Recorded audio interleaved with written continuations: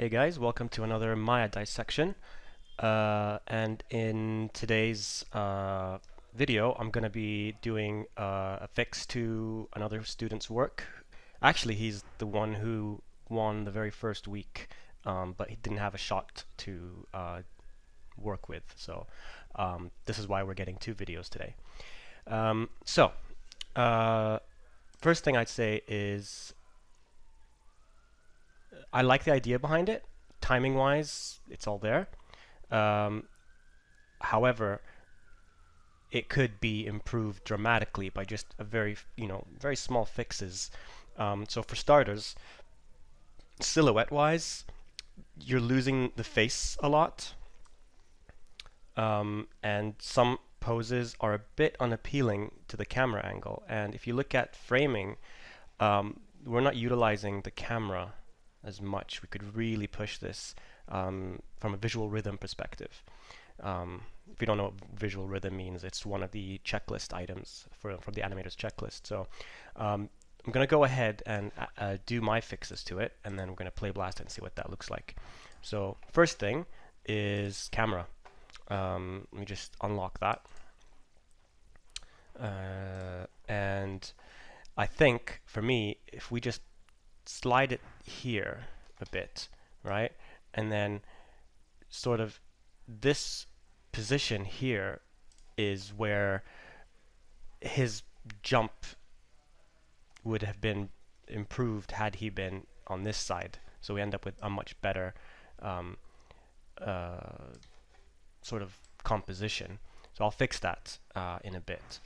But let's go ahead and work with the sort of the main first poses. So for instance, this first pose for me feels slightly, I don't know, he's too hunched over like this, and his body could really benefit from just being slightly better posed. Like this is a nicer, like this angle here is much nicer on him. So I want to see if there's a way that we can tweak this without ruining, because this is following the chest. So anything I do is going to move the guitar. What's the guitar constrained to? To the hips. Okay. Well, I would say the first thing is in the future, it would help if you constrain things in a simpler way. So if the arm is going to stay with the guitar, then you should probably constrain the arm here to the guitar.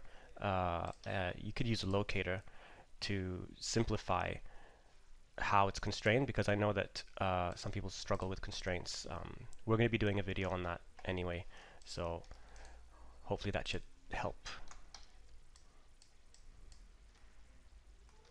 Okay, so let's kind of start maybe with a pose a bit more like this, and let's push the face expression a bit more. Let me first fix the camera so we stop getting that glitching. So if you don't know how to do that, just press the camera, Control A, and just play around with the near clipping and far clipping plane. So you end up losing that weirdness. Okay, let's open up the eyes a bit. Really push the expression.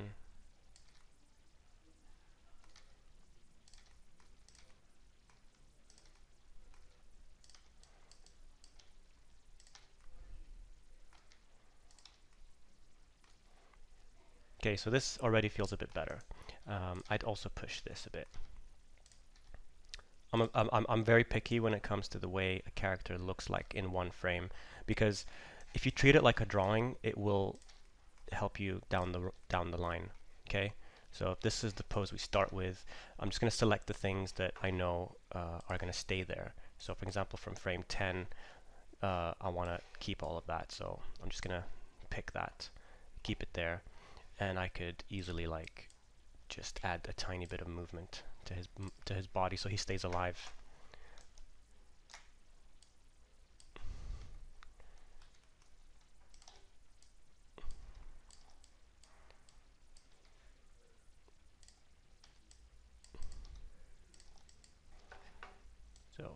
go. And then he goes into this. So I would say probably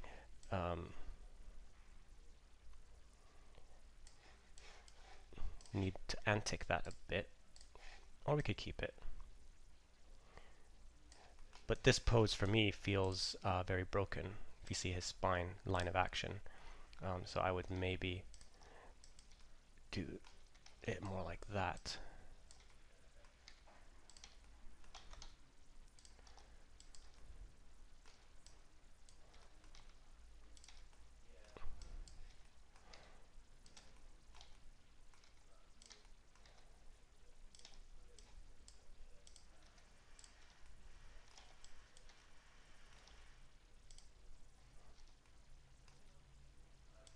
Just make his eyes open up a bit. I think we can match the entire facial expression.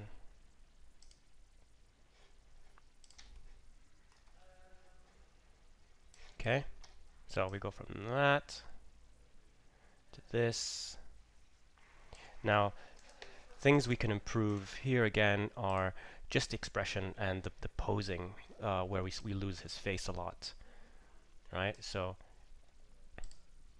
it feels like his face here looks really cool, and I don't want to lose that.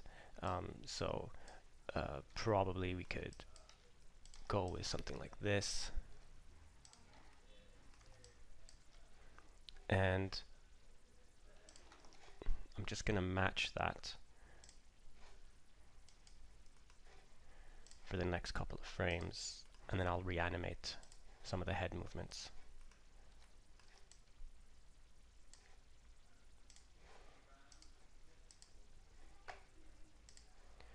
Okay.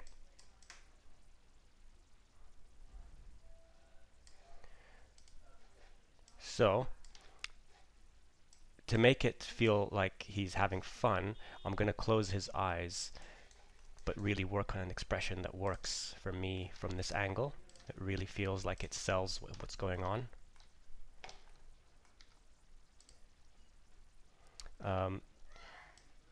Closing the eyes in reverse, like this, could make a character look happy. So I'm just going to do that.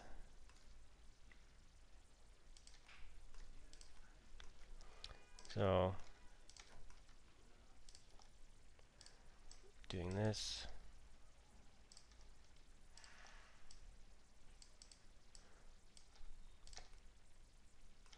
Let's go down here and just give it a nice big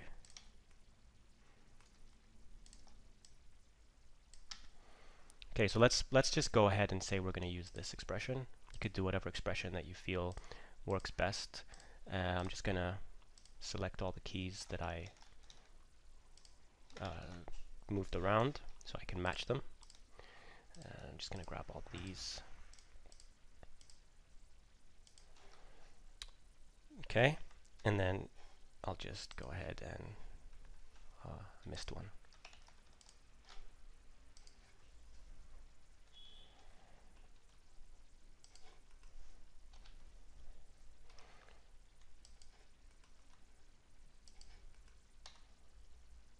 And just to be safe, I'll put it there.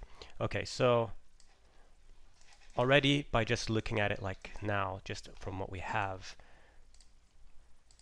it's just a bit more energetic. Just being able to see his face at least. You don't have to always see the face. It's not a rule, but in a situation where you're covering it most of the time, it does kind of get a bit annoying. So the next thing that you could improve to make this much better is how he sort of jumps and where he ends up. So let's say we change his trajectory to this, right? And then I'm going to go ahead and change these to end up. Let me grab the elbows as well.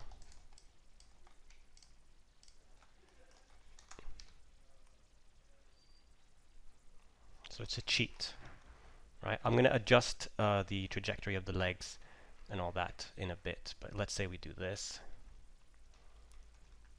He needs to go up. I'll fix the camera for that. And then over here he would end up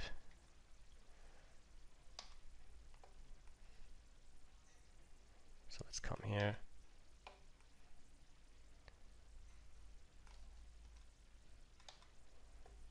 And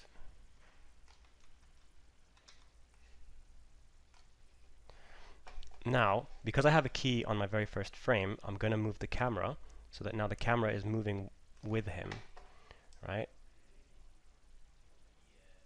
Let me grab.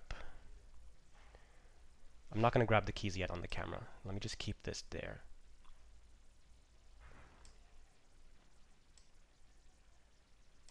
Let me get the camera's keys, and I'll just switch this to linear.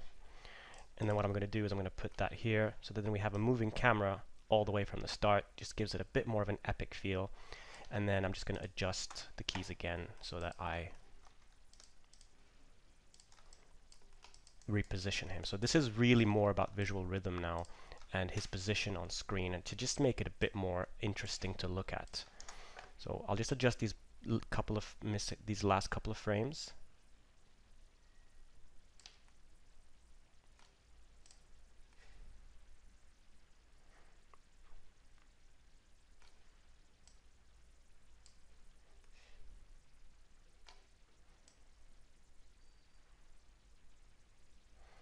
Okay.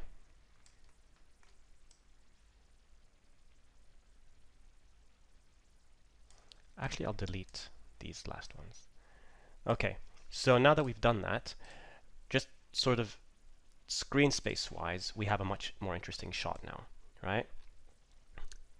So let me fix the animation now on him. So as we jump, his trajectory should be like this. That foot should be doing that.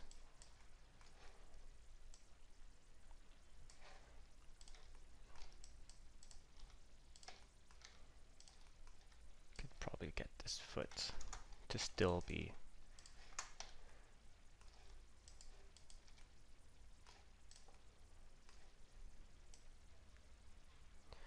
and I would keep him slightly longer in the air for this part.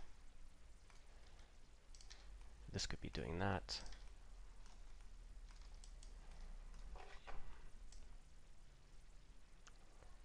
This is a bit too fast. He still needs to be up here.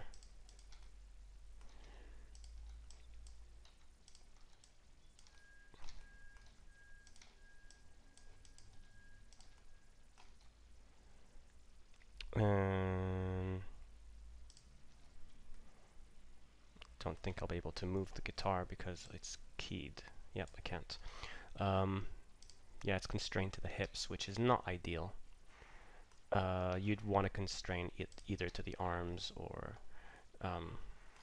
so I'm not going to change the constraints so I don't complicate the shot. But next time, think about where you're going first. That's what's more important. Like, what is the thing that's driving what? That's what matters. Okay. Right? We could even have this arm up here because he's going to end up hitting the guitar. So let's just do that. Let's move all these out of the way. Fix that.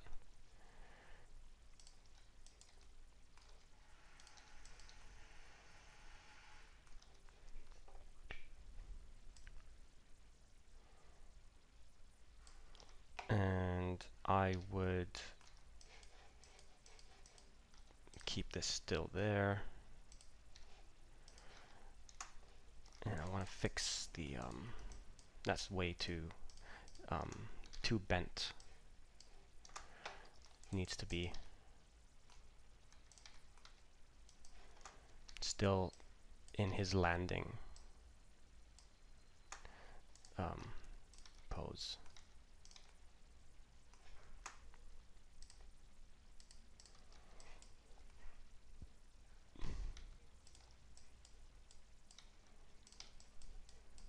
We'll go ahead and do the face after this. So his arm is still dragging from the fall. Like that.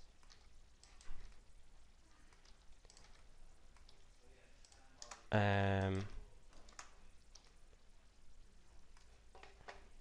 from here, and he's going to be doing a better ending pose. So let's just keep him here. So bang. So this will probably be a... I know I do smear frames a lot lately, but it's mainly because they're nice, easy fixes to a lot of the things that people tend to make a mistake with, which is over complicating a movement. I tend to... Let's not make it with a smear frame this time. Let's make it actually just as a shot. Okay, so this is the frame. I want this to come from over here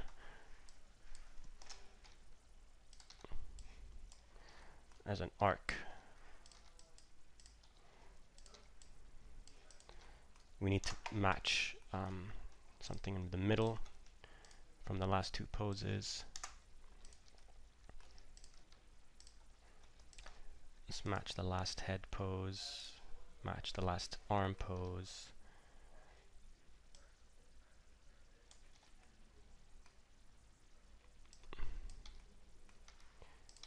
And this does that. We're gonna have to manually make this come in an arc.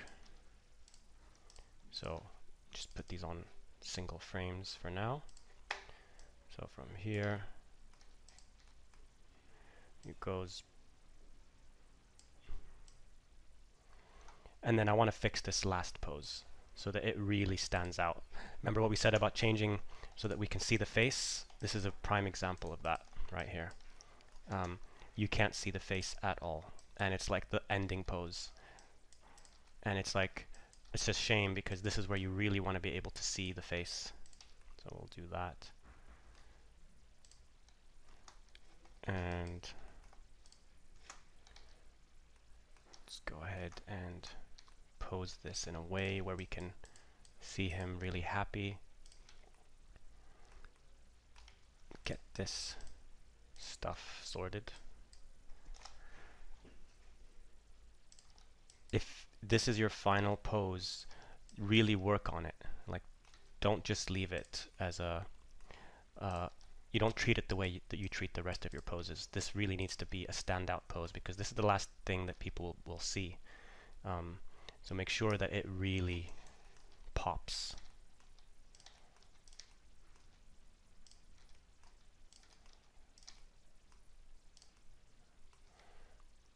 Feels a bit too...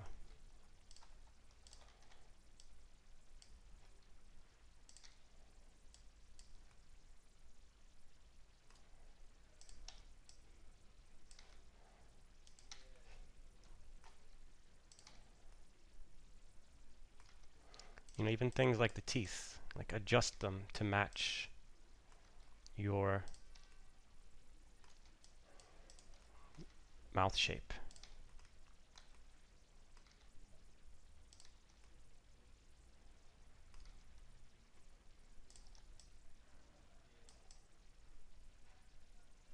Yep.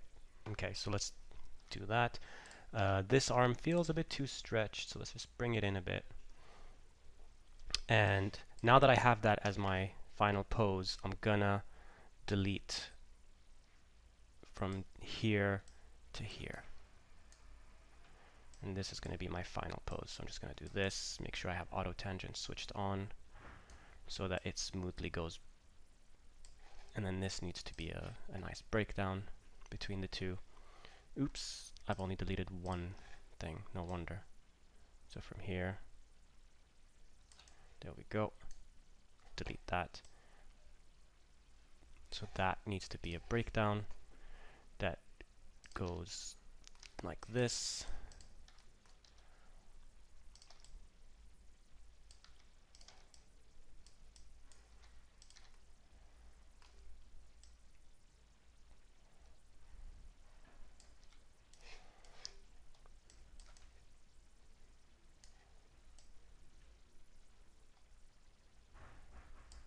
And then let us adjust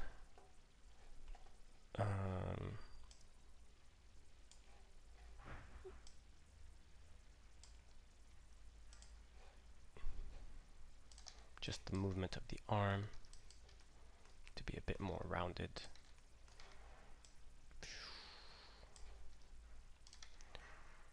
And then this turns into a moving hold.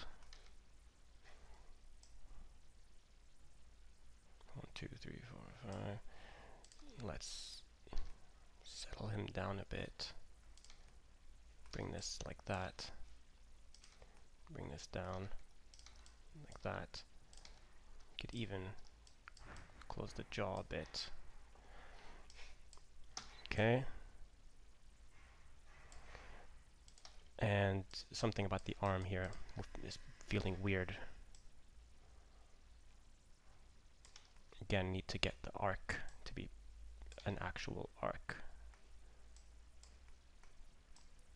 Yeah, that's what's going on. It's popping. So let's just straighten it out. And then let's just match the last pose. Give him a tiny bit of a moving hold.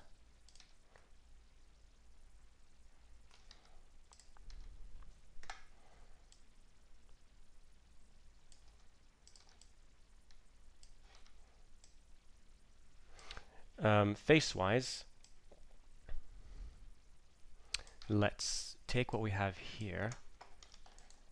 Actually, don't need that. Don't need that. Oh, we do need that. And let's try and replicate that from here.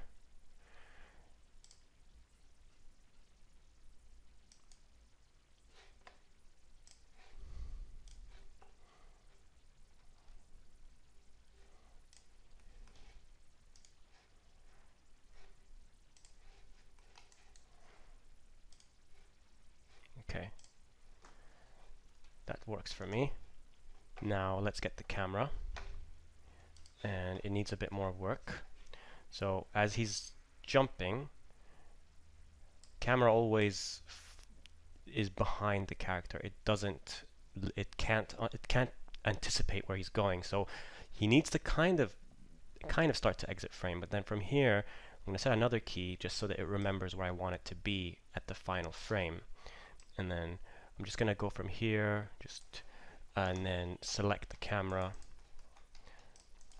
and just make sure I'm an object. Yep.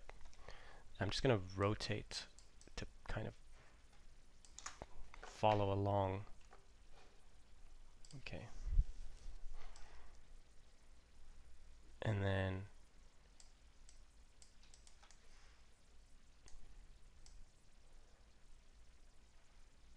it's going to come here, and then because he's not sliding beyond this point, it's really important that I get the camera to sort of stop moving at this point, just so that it doesn't. We could have it like ease.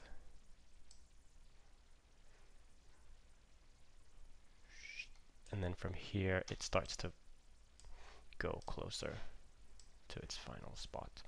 And then I could just go into the graph editor and clean these up by making weighted tangents and all that.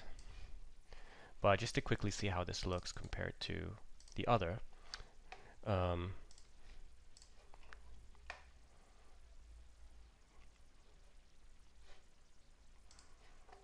just call it number 2.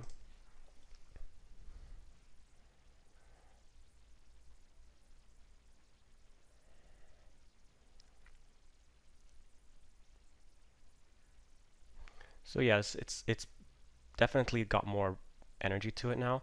The final framing could be improved because he's slightly too offset. So easy way to do that is just see the translate X, I believe, maybe. Let's see on the camera if we can improve that by doing it like this, maybe. And then just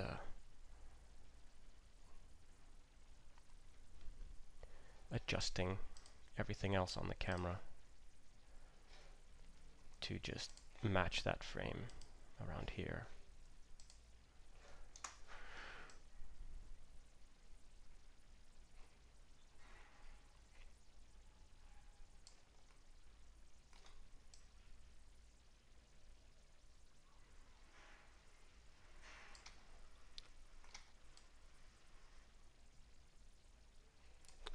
Okay, so well, that's pretty much it for this MayaDissection. Um, Again, it's just showing you really quick ways that you can fix your shots. Keep in mind everything that we've discussed. Don't just treat it like, oh, as a afterthought when you make a mistake. It's better to do this when you are working on your shot from the beginning, to plan it out by considering these things.